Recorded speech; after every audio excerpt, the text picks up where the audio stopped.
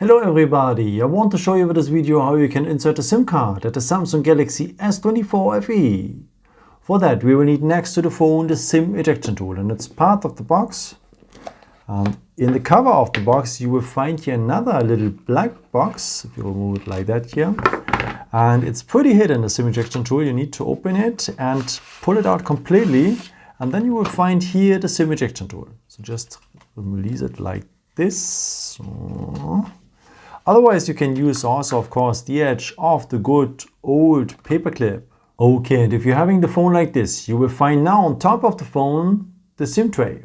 And the part of the SIM tray is a small hole in there, and now you will need the edge of the SIM ejection tool or the paper clip. So just enter this hole, press a bit, and the SIM tray will come out.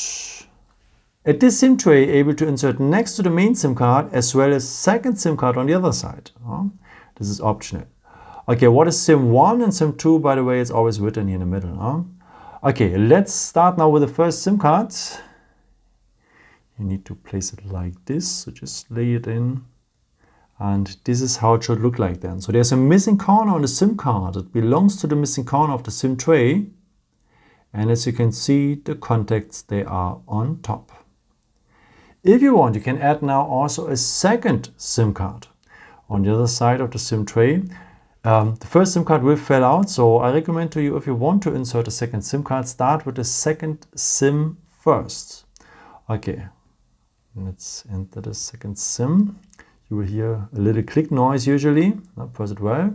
That's well inserted, and this is how it should look like then. So also the SIM card is having here a missing corner, of course, and it belongs to the missing corner of the SIM tray, and the contacts, they are on top as well. Okay, let me insert now the first SIM card as well. And yeah, if you're ready with your construction, just put it back into the SIM slot.